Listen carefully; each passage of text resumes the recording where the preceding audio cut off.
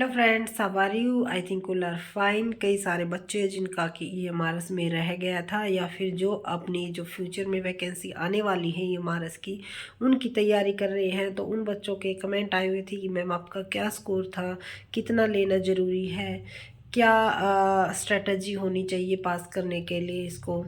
तो देखो, पूरी अपनी तरफ से पूरी कोशिश की जाएगी। जो भी मेरा एक्सपीरियंस है, जो भी है, बिल्कुल रियल आपके साथ शेयर करने की।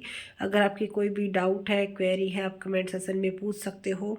तो देखो, फर्स्ट ऑफ ऑल तो उन कैंडिडेट्स के लिए जो कि पीछे जिन्होंने एग्ज़ाम दिया है, उनको कम से कम ये पता चल गया कि भी कैसा क्वेश्चन पेपर पूछा जाता है। क्योंकि ईएमआरएस ने फर्स्ट टाइम पेपर लिया था, तो किसी को भी ये श्योर नहीं था कि किस टाइप से पेपर आएगा।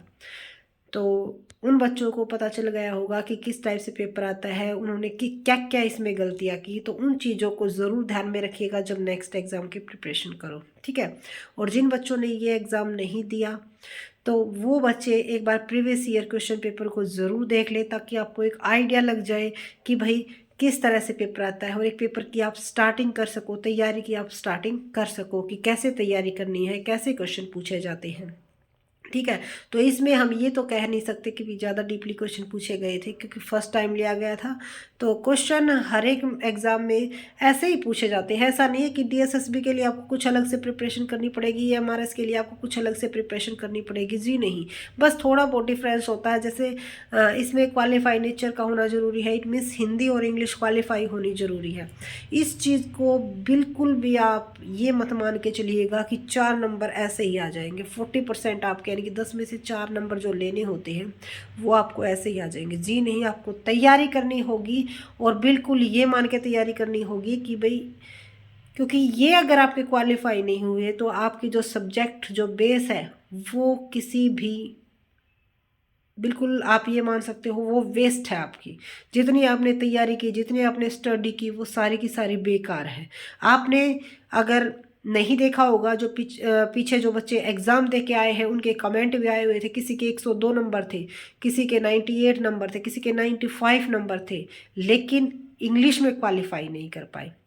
जिसकी वजह से इतना अच्छा स्कोर आते हुए भी वो बच्चे रह गए। किसकी वजह से? सिर्फ और सिर्फ ये मानते हुए कि भाई इंग्लिश में 4 नंबर ऐसे ही आ जाएंगे, ठीक है। और ये बात मेरा बताने का सिर्फ और सिर्फ मेन पर्पस यही है, भाई अगर क्वालिफाई नेचर कहीं पे भी है, किसी भी सब्जेक्ट में है, जैसे एनवीएस में भी होता है, तो उस चीज़ को आप कभी भी वीक मत लेके चलिएगा कि भाई ये 4 नंबर, ये 40% तो ऐसे ही आ जाएंगे। नेगेटिव मार्किंग होती है, ऐसे मार्क्स नहीं आते हैं। इस चीज़ को ज़रूर ध्यान में रखिएगा। हाँ, और मेरा स्कोर क्या बना था, तो कई सारे स्टूडेंट्स जो पूछ रहे थे कि आपका मैम स्कोर क्या बना। तो देखो, अब की बार मैंने जो है, क्योंकि एनवीएस में मैंने एग्ज़ाम दिया था तो उसमें मेरा इंग्लिश की वजह से रह गया था, इसीलिए मैंने पूरा फोकस अपना इसके ऊपर रखा। और अब की बार मेरे इंग्लिश में एक ही क्वेश्चन गलत था वैसे, लेकिन आंसर की में आए तो 3 क्वेश्चन गलत हो गए थे, यानी कि 6+ मेरा जो स्कोर फिर भी बन गया था। 4 नंबर चाहिए थे, लेकिन 6+ बन गया था। वो इसी वजह से बन पाया था, क्यों? क्योंकि मैंने अपना पूरा फोकस सिर्फ और सिर्फ इंग्लिश पे किया था, क्योंकि मेरा सब्जेक्ट काफ़ी अच्छा हो गया था। कई साल हो गए थे भाई एग्ज़ाम देते हुए, एनवीएस का भी दिया था, केवीएस का भी दिया था, ठीक है। तो इस तरह से प्रैक्टिस तो कई साल हो गए थे, लेकिन वो सब्जेक्ट की ही कर रहे थे। और आपको इस चीज़ को ज़रूर में ध्यान में रखना है कि सब्जेक्ट के साथ साथ जर्नल पेपर की भी आपको तैयारी करनी है, यानी कि पार्ट 1 की भी तैयारी करनी है। अकेला सब्जेक्ट आपको क्वालिफाई नहीं करवा सकता, ठीक है। क्यों? क्योंकि नेगेटिव मार्किंग होती है। कुछ क्वेश्चन तो देखो भाई सब्जेक्ट में भी रोंग हो ही जाते हैं, कुछ क्वेश्चन ऐसे होते हैं जो आते आते हुए भी गलत हो जाते हैं। तो जो नहीं आते वो तो गलत होना लाजमी है ही। कुछ ही ऐसे होते हैं भाई, कई बच्चे कहते हैं कि हमने तुक्के लगा दिए, हमारे ठीक मिल गए। लेकिन नेगेटिव मार्किंग में इस चीज़ को हमें ज़रूर ध्यान में रखना है, कहीं पे भी हमें अगर श्योरिटी है तभी आप क्वेश्चन को कीजिए, वरना आप खाली छोड़ दोगे तो सही रहेगा, क्योंकि नेगेटिव मार्किंग आपको ले बैठती है। जो क्वेश्चन आपने ठीक किए थे उनके नंबर भी आपके सिर्फ और सिर्फ पूरा पेपर करने की वजह से रह जाते हैं। तो मेरा जो स्कोर बना था भाई वो 100 बना था पूरा, ठीक है। और वो जो आपकी सेकंड ओरिजिनल आंसर की आई है उसमें भी जो है, क्योंकि उसमें जो आपके ओरिजिनल आंसर की आई थी और जो सेकंड दोबारा से ओरिजिनल आंसर की आई है, किसी भी क्वेश्चन का आंसर मेरे को तो नहीं लगा अभी चेंज किया गया है, सेम यूं की यूं दी गई है, क्योंकि किसी भी चैलेंज को आई थिंक एक्सेप्ट नहीं किया गया है, ठीक है।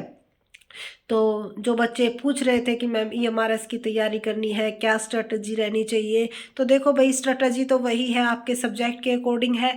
एनसीईआरटी, ठीक है, एनसीईआरटी बुक या जो सीबीएसई सिलेबस पर पैटर्न है उन बुकों को स्टडी कीजिए, अच्छे से स्टडी कीजिए, ठीक है। ये नहीं कि आपने जितना करा है, जितना आपने किया है, जो भी किया है काफ़ी अच्छे से आपको डीपली करना है।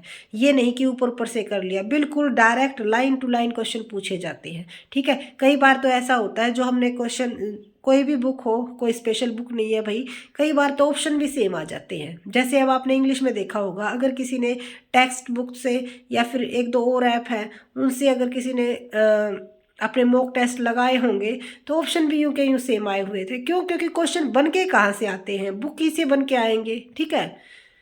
तो इस चीज़ को ज़रूर ध्यान में रखिएगा। सबसे पहले जो प्रीवियस ईयर क्वेश्चन पेपर हैं जो अब की बार हुए हैं उस चीज़ को अच्छे से स्टडी कीजिएगा। अगर आपने नहीं दिए हैं, अगर दिया है तो आप देखिएगा आपकी कहाँ गलती रही, और जर्नल पेपर को ज़रूर आपको अच्छे से पढ़ना है। और भाई बार बार, क्योंकि मैंने 2 बार बता चुकी मेरा जो स्कोर है वो 100 था, लेकिन बार बार यही पूछ रहे थे कि मैम आपने कितने पे क्वालिफाई किया। लेकिन हाँ, जर्नल कैटेगरी से हैं भाई, हम जर्नल कैटेगरी से 100 पे क्वालिफाई है। उसके नीचे नहीं पता भाई कितने तक गई, लेकिन हाँ मेरी एक फ्रेंड है जो कि क्वालिफाई किया है, उसके 92 बनते थे, वो ओबीसी कैटेगरी से है, ठीक है। लेकिन उसने भी क्वालिफाई किया है, अब वो जर्नल में गई है या ओबीसी में गई है ये पता नहीं, ठीक है। वो तो वही बात है, जब कट ऑफ आए तभी पता चले, कट ऑफ आई ही नहीं है तो कैसे पता चल सकता है। तो अगर आपका क्वालिफाई नहीं हुआ है, कितने स्कोर थे आपके, जो नहीं किस सब्जेक्ट से थे, और क्या उसकी जो है आप क्या मानते हो कि क्या उसके पीछे वजह रही, वो भी आप कमेंट में ज़रूर बताइएगा, ताकि जो भी फ्रेंड्स तैयारी कर रहे हैं वो उस चीज़ को ज़रूर ध्यान में रखें। और जो बच्चे बुक्स पूछ रहे थे कि मैम बुक्स, देखो भाई हमारे पास जो बुक्स रखी थी +1 11th 12th क्लास की, क्योंकि कॉमर्स 11th से स्टार्ट होती है, तो जो 11th 12th क्लास की जो बुक रखी हुई थी हमने बताया भी था, जब बेस्ट बुक पूछ रहे थे तो हमने तो उन्हीं से तैयारी की थी, ठीक है। और उसके साथ साथ जब हम नेट या जेआरएफ की तैयारी कर रहे थे तो जो हमारे नोट्स थे उन्होंने भी बहुत हेल्प की। तो मेन क्या है, आप बस सिर्फ और सिर्फ आपको बिल्कुल लगन मेहनत से बिल्कुल अपनी तैयारी जम के करनी है, ये मानते हुए कि भाई मेरे पास ये लास्ट चांस है, ठीक है। और बैठना बिल्कुल भी नहीं है, ऐसा नहीं है कि नोटिफिकेशन नहीं आया है तो वैकेंसी ज़्यादा टाइम लेगी। वैकेंसी 100% श्योर है, काफ़ी अच्छी संख्या में आने वाली हैं और हर एक सब्जेक्ट में आएंगी। क्यों? क्योंकि नए स्कूल्स बढ़ रहे हैं, इनकी जो ग्रोथ है, बच्चों की जो नंबर है वो बढ़ेंगे, तो सीधी सी बात है स्कूल ज़्यादा ओपन होंगे, जितने ज़्यादा ओपन होंगे उतनी ही ज़्यादा वैकेंसी आएंगी, हर एक सब्जेक्ट में आएंगी। और इसीलिए जितनी ज़्यादा वैकेंसी होती है वहाँ पर कंपटीशन भी उतना ही कम होने के चांस होते हैं। क्योंकि देखो अगर 2 वैकेंसी आती है, 4 आती है, उन पर भी वही बच्चे कंपटीशन करते हैं, और वैकेंसी ज़्यादा आती है तो उन पर भी वही सभी बच्चे जो है फॉर्म ज़रूर फिल करते हैं। तो इसीलिए आपके पास ये एक चांस रहेगा, तो वैकेंसी के नोटिफिकेशन का वेट मत कीजिए, अपनी तैयारी जारी रखिए। तब तक आप जो अपना डीएसएसबी का है उसके ऊपर फोकस रखिए। अब कई सारे बच्चे कह रहे थे कि मैं वैकेंसी बहुत कम है, दिल ही नहीं कर रहा। भाई यहाँ पर नहीं है, आगे तो आएंगी, आपको पता है। और क्या पता अगर आपकी इतनी अच्छी बेस्ट प्रिपरेशन हो जाए कि आपका यहीं पर सिलेक्शन हो जाए, ठीक है। तो कभी भी नेगेटिव माइंड में बात बिल्कुल भी नहीं आने देनी है, पॉजिटिव मन से तैयारी करनी है। अगर आप ये सोचोगे कि भाई हमारा नहीं होगा तो होगा ही नहीं, लेकिन आपको ये मानते हुए कि भाई मुझे तो जॉब चाहिए, ठीक है, यहाँ नहीं तो किसी और इंस्टीट्यूट में, लेकिन मुझे अब के साल गवर्नमेंट जॉब लेनी है, और उसके लिए मुझे अपना 100% देना है। बाकी आगे जो होगा वो देखा जाएगा। और कई सारे बच्चे पूछ रहे थे, देखो हर एक के कमेंट का जवाब देने की कोशिश की जाती है, कईयों का तो हम कमेंट में ही जवाब दे देते, लेकिन कई बार नहीं दे पाते हैं तो वीडियो के थ्रू, क्योंकि जो बातें हैं जो वीडियो में कही जाती हैं वो सारी की सारी कमेंट के थ्रू नहीं बताई जा सकती। अब कई सारे बच्चे कह रहे थे कि अलग अलग मैम कितने स्कोर जो है अच्छा रहता है कि भाई किस चीज़ पे कितना ज़्यादा फोकस करें। तो देखो वो आपके ऊपर डिपेंड करता है भाई, आप रीजनिंग में आपकी रीजनिंग अच्छी है आपकी, जीके अच्छी है आपकी, या फिर आपका कंप्यूटर अच्छा है, टीचिंग एप्टीट्यूड अच्छा है, क्योंकि हर एक में क्वेश्चन पूछे जाते हैं भाई। ठीक है, तो हर एक आपको सेक्शन पर अपना ध्यान पूरा देना है। ऐसा नहीं है कि भाई आपने टीचिंग एप्टीट्यूड पढ़ लिया तो कंप्यूटर छोड़ दिया, रीजनिंग पढ़ ली तो आपने जीके छोड़ दी। जी नहीं, पूरा फोकस आपको रखना है। हाँ, रीजनिंग ज़रूर कीजिएगा, क्योंकि रीजनिंग के क्वेश्चन जो भी पूछे जाते हैं उनमें इतने ज़्यादा डिफ़िकल्ट नहीं आते हैं। आप देखो ईएमआरएस के तो इतने प्रीवियस ईयर, क्योंकि एक ही बार हुआ है एक ही मिलेगा, लेकिन जो डीएसएसबी के हो चुके हैं, एनवीएस के हो चुके हैं, केवीएस के हो चुके हैं, उनके अगर आप प्रीवियस ईयर क्वेश्चन पेपर की रीजनिंग भी कर लोगे ना, तो रीजनिंग के लिए वो सफिशेंट है।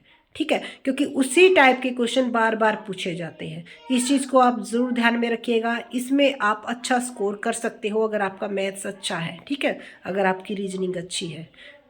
और रही बात जीके का, क्योंकि जीके का हमें ये नहीं पता भी कितना क्या कुछ लेवल होता है, कहीं से भी कोई क्वेश्चन पूछा जा सकता है। तो जीके की जैसे मैंने सिर्फ कुमार गौरव सर की क्लासेस ली थी। ठीक है, तो वो मेरे को सही लगी भाई, सफिशेंट लगी, क्योंकि उसमें क्या है, जिन बच्चों का इंटरेस्ट नहीं, जैसे मेरा बिल्कुल भी इंटरेस्ट नहीं था, सिर्फ उनकी जो सुबह क्लास आती थी मॉर्निंग में, मैं लिखती भी नहीं थी, सिर्फ सुनती थी ध्यान से, ताकि जब हमारे पास ऑप्शन आते हैं ना, तो उनसे क्या हो जाता है, हम एक आइडिया लगा पाते हैं कि भाई हाँ हाँ ये क्वेश्चन है। ठीक है, और बाकी आपके ऊपर डिपेंड करता है। अगर आपकी जीके अच्छी है और आप सोचते हो भाई 10 में से मैं 9 या 8 स्कोर ले सकता हूँ, तो उसके ऊपर थोड़ा सा और ध्यान दीजिएगा। और अगर कोशिश हो सके तो कुमार गौरव सर की क्लास लेके देखिएगा, इंजॉय भी होगा और आपके साथ साथ आपकी जीके, क्योंकि जनरल नॉलेज वैसे भी काफ़ी अच्छी होती है भाई, होनी चाहिए बच्चे को, और आपका इंटरेस्ट भी क्रिएट होगा उसमें। ठीक है, तो और इंग्लिश के लिए जैसे बुक्स, तो अगर आपने नहीं देखी हो तो बुक्स के लिए स्पेशल मैंने एक वीडियो बना रखी है, आपने शायद वो नहीं देखी, क्योंकि तभी बार बार आप कमेंट कर रहे थे कि मैम बुक्स के बारे में बताइए, बुक्स के बारे में। बुक्स के बारे में मैंने एक स्पेशल वीडियो बना रखी है। अगर आप को नहीं मिल रही है तो भाई उसका हम डिस्क्रिप्शन में या कमेंट में लिंक डाल देंगे, वहाँ से आप देख सकते हो कि कौन कौन सी बुक मैंने पढ़ी थी। ठीक है, मैंने अपनी फुल जो भी मेरा एक्सपीरियंस था भाई पूरा शेयर किया गया है, ताकि 1% भी अगर किसी की हमारी वजह से हेल्प हो जाती है तो हमें ये रहता है कि भाई जो हमारी वीडियो बनाने का पर्पस है वो कंप्लीट हो गया। ठीक है, तो बार बार जो भी बच्चे पूछ रहे थे स्कोर क्या बना, स्कोर क्या बना, इसके लिए भी मैंने वीडियो बनाई थी। लेकिन वही है कि जब बच्चों ने पूछा कि मैम अलग अलग पार्ट में बताइए कट ऑफ कितनी गई, तो देखो अब कट ऑफ का तो क्या बता सकते हैं भाई, मेरा 100 पे हो गया, मेरी फ्रेंड का 91 थे या 92 थे, उतने पे हो गया। वो तो जब ओरिजिनल कट ऑफ आएगी तब पता चलेगा कि भाई क्या कुछ रही, अब आएगी या नहीं आएगी, वो आपको उस चीज़ के ऊपर बिल्कुल एक साइड कर देना है। आपको अपनी तैयारी करनी है और 100+ स्कोर लेने की तैयारी करनी है। क्योंकि जितना जितना टाइम बढ़ रहा है कंपटीशन भी क्या हो रहा है, इंक्रीज़ हो रहा है। इस चीज़ को ज़रूर ध्यान में रखिएगा। ठीक है, तैयारी जम के कीजिएगा, यहाँ नहीं तो कहीं कहीं ना कहीं ज़रूर सिलेक्शन होगा, क्योंकि हमने भी उम्मीद छोड़ दी थी। यही लग रहा था कि कहीं नहीं हो पाएगा, कहीं 1 नंबर से रह जाता था, कहीं पॉइंटों से रह जाता था। लेकिन सिर्फ और सिर्फ एक ही चीज़ है जो आपको आगे तक ले जा सकती है, वो है सिर्फ और सिर्फ आपकी लगन, आपकी मेहनत। अगर आप लगे रहते हो और बिल्कुल अपना 100% देते हो तो आपको सफल होने से कोई नहीं रोक सकता। बाकी अगर आपको कोई भी बात गलत लगती है उसके लिए सॉरी, और अगर आपको अच्छी लगी तो वीडियो को लाइक कीजिए, चैनल को सब्सक्राइब कीजिए, शेयर कीजिए, और कोई भी डाउट है, कोई भी क्वेश्चन है तो आप कमेंट कीजिए। Thank you so much.